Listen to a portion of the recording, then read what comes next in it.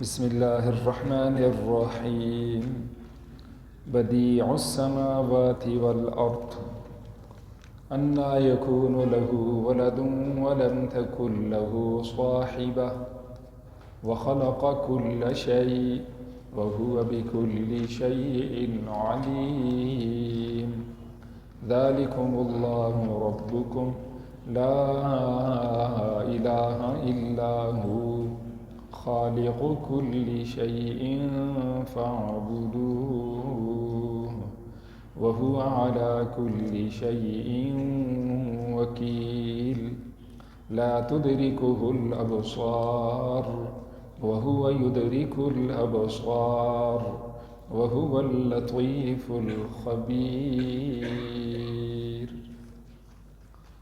صدق اللہ العظیم۔ بدیع السماوات، وہ نئے انداز سے بنانے والا ہے آسمانوں کو، والارض، اور زمین کو۔ انا یکون لہ ولد، کیسے ہوگی اس کے لیے اولاد، ولم تکن لہ صاحبہ، اور اس کی کوئی بیوی نہیں ہے، وخلق، اور اس نے پیدا کیا، کل شیء، ہر ایک چیز کو، وہو، اور وہ اللہ، بکل شیء علیم، ہر چیز کو خوب جاننے والا ہے۔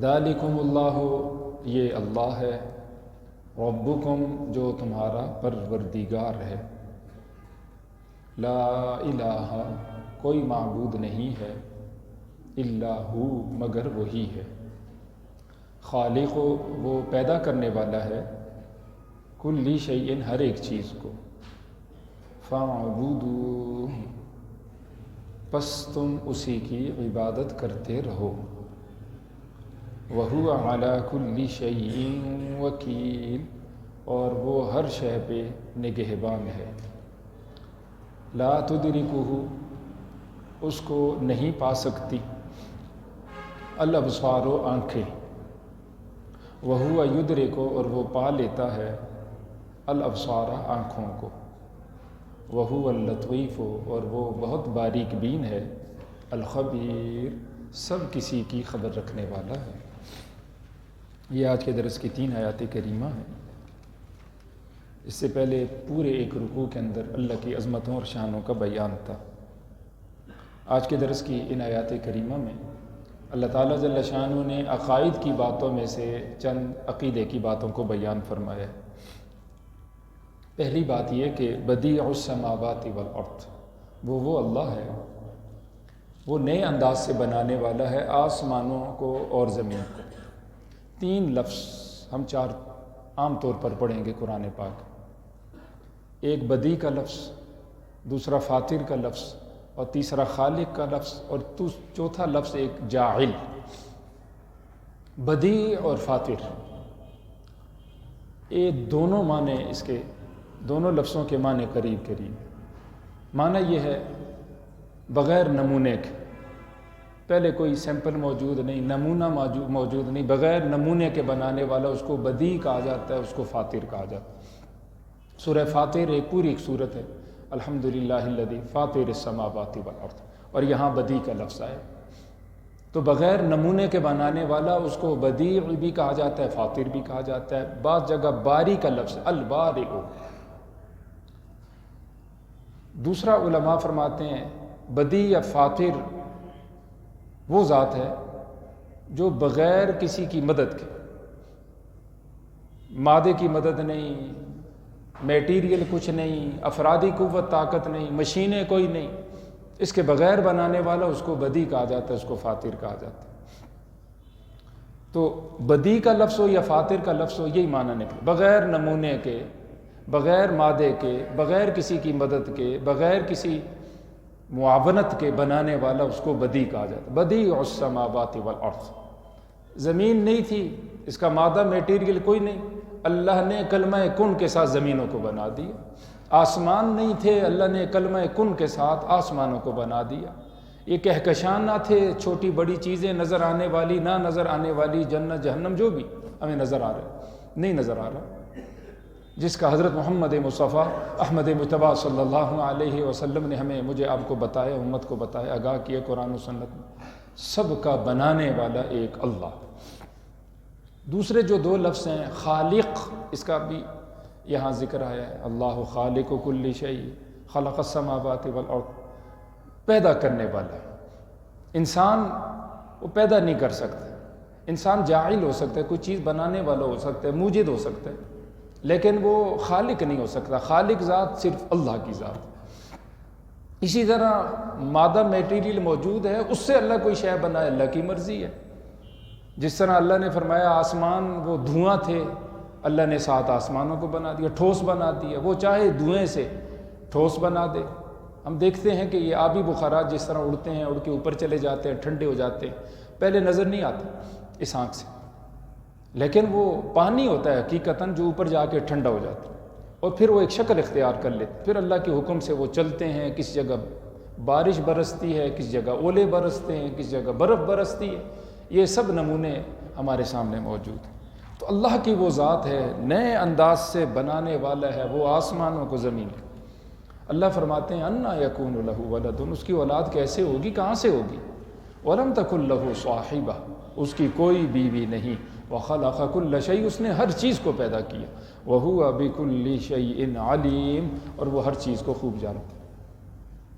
3 بڑے بڑے فرقے گزرے، اب بھی موجود ہیں، جو کہتے ہیں اللہ کی اولاد ہے۔ ایک تو یہودی، وقالت الیہود عزیر ابن اللہ، بعض یہودیوں نے کہا عزیر علیہ السلام اللہ کے بیٹے۔ وہ 100 سال تک اللہ نے ان کو سلا دیا، 100 سال کے بعد اللہ نے ان کو زندہ کیا، سواری صحیح سلامت ہے، کھانے پینے کا سامان صحیح سلامت ہے، لوگوں میں واپس آئے، جو اپنی کیفیت بتائی یہ قرآنی واقعہ ہے۔ اور تورات کے ایسے زبردست حافظ تھے کہ ایک غلطی بھی موجود نہیں، اللہ کے نبی۔ لوگوں نے کہا یہ اللہ کا بیٹا ہی ہو سکتا ہے، الیاذ باللہ، لوگوں نے ان کو اللہ کا بیٹا کہہ دیا۔ یہ عقیدہ پھر آگے چل گیا۔ دوسرے عیسائی، وقالت النصارى المسیح ابن اللہ، سورہ توبہ میں ان دونوں کا بیان۔ عیسائیوں نے کہا عیسیٰ علیہ السلام اللہ کے بیٹے، جب ان کے معجزات دیکھے جس کا ذکر ہم نے پہلے پڑھا ہے، اور پھر بغیر والد کے اللہ نے ان کو پیدا کیا، تو انہوں نے یہ عقیدہ اپنی طرف سے اندازے سے گھڑ لیا کہ مریم الیاذ باللہ اللہ کی بیوی ہیں اور عیسیٰ علیہ السلام اللہ کے بیٹے۔ یہ 2 فرقے تو یہ بڑے۔ تیسرا فرقہ مشرکین کا، مشرکین نے وجعلوا بینہ و بین الجنۃ نسبا، اللہ اور جنات کے درمیان رشتہ داری بنا دی اپنے اندازے سے۔ یہ سب اٹکل پچو باتیں، ایک اندازہ، تخمینہ۔ ان الظن لا یغنی من الحق شیئا، اللہ فرماتے ہیں یہ تمہارے گمان ہیں، ان کا حقیقت کے ساتھ کوئی تعلق نہیں ہے۔ انہوں نے کہا جی اللہ موجود ہے، لیکن اللہ کی بیویاں ہیں، اور بیویاں جنات اللہ کی بیویاں ہیں۔ پھر انہوں نے جو فرشتے ہیں ان کے بارے میں یہ عقیدہ اپنے اندازے سے گھڑ لیا کہ فرشتے اللہ کی بیٹی ہیں۔ اب اپنا تو یہ حال تھا کہ اپنے لیے بیٹیاں پسند نہیں کرتے۔ پھر یہ لمبی چوڑی بات ہے، قرآن و حدیث میں جگہ جگہ اس کو بیان کیا گیا۔ بیٹی کو کون پالے گا، کون پرورش کرے گا، اس کی کون دیکھ بھال کرے گا، اور کب اس کو کون بیائے گا۔ پھر کہا جائے گا کہ فلاں اس کا داماد ہے اور اس کی بیٹی فلاں کے نکاح میں ہے، تو یہ ہمارے لیے ذلت عار ہے۔ 3 باتیں ہوتی تھیں، جب خبر آتی منہ کالا سیاہ ہو جاتا، اندر سے غصے سے غم کے بھر جاتا۔ پھر 2 ہی شکلیں تھیں، یا ذلت کی وجہ سے بعض لوگ جو نرم دل تھے اس کو رکھ لیتے تھے، ام یدسوا فی التراب، یا مٹی کے حوالے کر زندہ خود اپنے ہاتھوں سے گڑھے کھودتے، بچی کو اندر رکھتے، مٹی ڈالتے، واپس آ جاتے، اس کو فخر سمجھتے، اس کو بڑی نیکی کا کام سمجھتے۔ اللہ نے فرمایا افاصفاکم ربکم بالبنین، اللہ نے تمہیں بیٹے دیے، تم خوش ہوتے ہو اس پہ، اور اللہ نے اپنی لیے بیٹیاں بنا لی ہیں، ما لکم کیف تحکمون، تمہیں کیا ہوا، کیسا فیصلہ کرتے۔ تو یہ تیسرا گروہ مشرکین کا، جنات کے ساتھ اور فرشتوں کے ساتھ اللہ کی رشتہ داری بنا، یہ تینوں گمراہ فرقے ہیں۔ میرا آپ کا یہ یقین ہے، یہ ایمان ہے، قرآنی عقیدہ ہے، حضور نے سکھایا ہے، اللہ احد، اللہ اکیلے، اس کی کوئی رشتہ داری کسی کے ساتھ نہیں، وہ تنہا ہے، باقی ساری مخلوق اس کی مخلوق ہے، اس کو اللہ نے بنایا ہے، وہ خالق ہے، باقی ساری مخلوق، وہ رازق ہے، باقی سارے مرزوق، وہ مالک ہے، باقی سارے مملوک، وہ معبود ہے، باقی سارے عابد ہیں، عبادت کرنے والے۔ یہ میرا آپ کا عقیدہ۔ بخاری شریف کی روایت ہے، حضور نے فرمایا کہ بعض لوگ مجھے گالیاں دیتے ہیں، اور بعض لوگ مجھے جھوٹا کہتے ہیں، اور دونوں کبیرہ گناہ ہے۔ الیاذ باللہ، اللہ کے بارے میں کہا جائے کہ وہ جھوٹا ہے تو یہ بہت بڑا گناہ ہے۔ اللہ کے بارے میں گالیاں دی جائیں الیاذ باللہ، تو وہ آدمی مسلمان رہ ہی نہیں سکتا۔ پھر حضور نے فرمایا گالی دینے والا وہ ہے جو میرے بارے میں کہتا ہے میری اولاد ہے، وہ مجھے گالیاں دیتا ہے۔ اللہ نے فرمایا یہ میرے لیے گالی ہے کہ میری اولاد ہو، میری بیوی ہو، میرا خاندان۔ اور جو یہ کہتے ہیں میں جھوٹا ہوں، جو مجھے جھوٹا کہتے ہیں وہ ہیں میں کہتا ہوں میں دوبارہ مردوں کو زندہ کروں گا، اور وہ کہتے ہیں کہ کیسے زندہ ہوں گے مردے، بس دنیا کی زندگی ہے، زندگی ختم تو بس کھیل سارا ختم ہو گیا، دنیا میں جو کچھ ہوا سو ہوا، بس مر گئے تو ختم۔ اللہ نے فرمایا یہ مجھے جھوٹا کہتے ہیں۔ اور سورہ مریم میں اس کا بیان ہے، تفصیلی بیان کے ساتھ اللہ نے فرمایا تکاد السماوات یتفطرن منہ وتنشق الارض وتخر الجبال هدا ان دعوا للرحمن ولدا، آسمان ٹکڑے ٹکڑے ہو جائے، زمین ریزہ ریزہ ہو جائے، پہاڑ وہ اپنی جگہ سے ٹل جائیں، بہہ نکلے اور وہ ختم ہو جائیں۔ کس وجہ سے؟ اس وجہ سے کہ لوگوں نے اللہ کے لیے اولاد بنائی ہے، یعنی اللہ اس سے اتنا ناراض ہوتا۔ اگر پکڑ آتی ہوتی تو اس گناہ کی وجہ سے یوں پکڑ آتی، آسمان ریزہ ریزہ ہو جائے، قیامت برپا ہو جاتی۔ یہ اتنا بڑا گناہ ہے کہ اللہ کے لیے اولاد بنائی جائے۔ تو بہرحال عرض کرنے کا مقصد یہ ہے کہ مسلمان کا یہ عقیدہ اللہ کی کوئی اولاد نہیں، اللہ کی کوئی بیوی۔ کیوں؟ جو آدمی مر جاتا ہے، مخلوق ہے، چلا جاتا ہے دنیا سے، پھر اس کے لیے خواہش ہوتی ہے میری اولاد ہو، میرے مر جانے کے بعد میرا نام روشن رہے۔ وہ الاول والآخر، وہ سب سے شروع سے تھا اور آخر تک رہے گا، ہمیشہ ہمیشہ سے تھا، ہمیشہ ہمیشہ رہے گا، اس کو اولاد کی کوئی ضرورت نہیں۔ پھر جو کمزور ہو جائے، یہ جسم میں قوت ہے، طاقت ہے، ایک دن انسان محتاج ہو جاتا ہے، بعض اوقات چلنے پھرنے سے قاصر ہے، بعض اوقات چھوٹے چھوٹے کام نہیں کر سکتا، اس کو اولاد کی ضرورت ہوتی ہے۔ یعنی ہو سکتا ہے میری زندگی میں ایسے حالات پیدا ہو جائیں تو میرا کوئی جزو ہو، میرا درد محسوس کرنے والے ہوں، میرا سہارا ہوں۔ پھر انسان کی چاہت ہوتی ہے میری اولاد ہو، میرے بچے ہوں، بچیاں ہوں، پھر ان کی آگے اولاد ہو، میرا نام رہے۔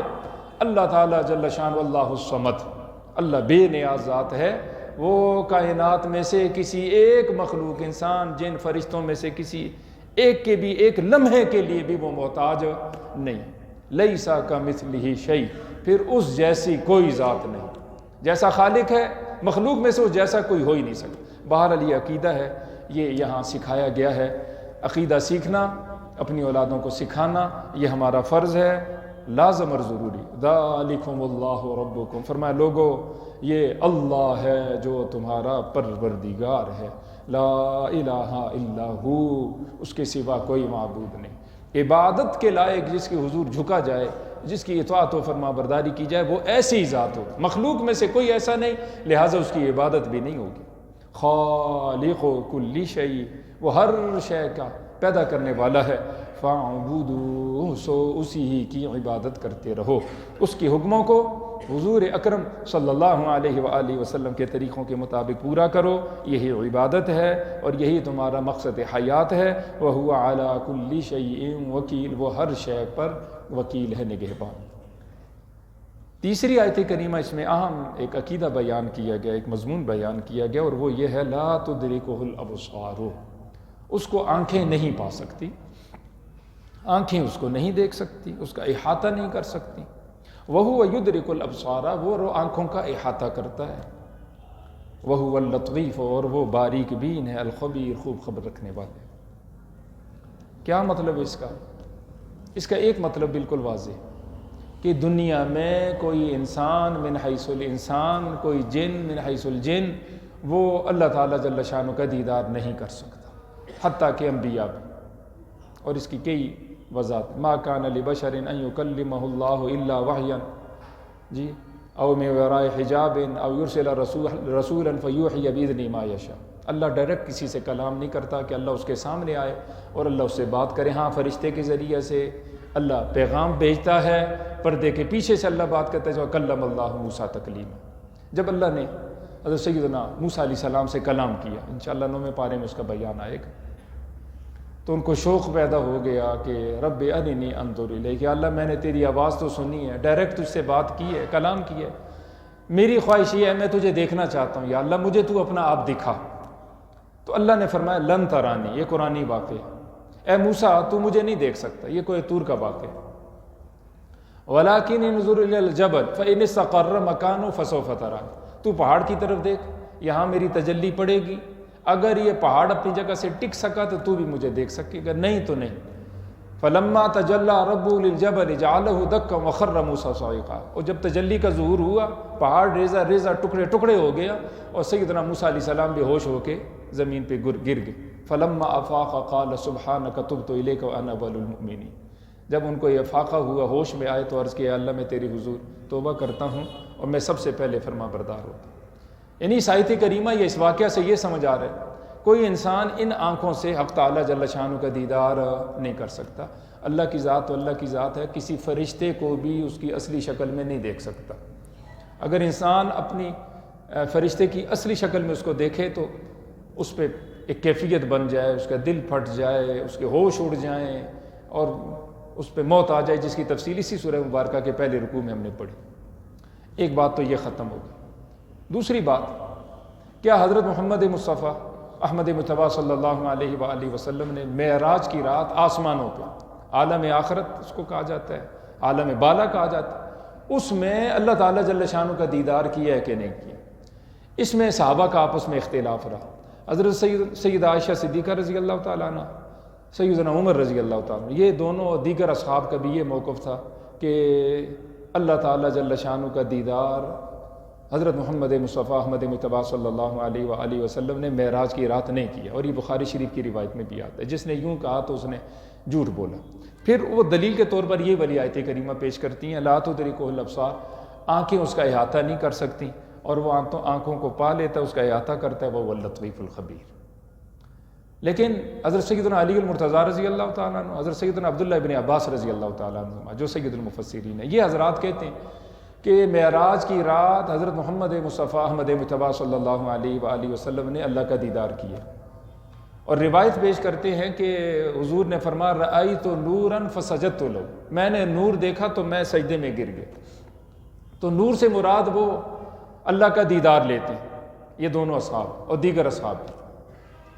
تو ایک طرف تو بعض اصحاب کے دیدار نہیں کیا، دوسری طرف بعض اصحاب کے دیدار کیا، لا محالہ صحابہ کا اختلاف آ گیا، اس میں کسی ایک طرف ہم نہیں جا سکتے۔ بہرحال میں اپنے طور پر یا علماء دیوبند عام طور پر جو عقیدہ رکھتے ہیں وہ یہ کہ معراج کی رات حضرت محمد مصطفیٰ احمد مجتبیٰ صلی اللہ علیہ وسلم کو آسمانوں پہ اللہ کا دیدار ہوا، لیکن اس زمین پہ تو نہیں ہوا نا، آخرت میں ہوا۔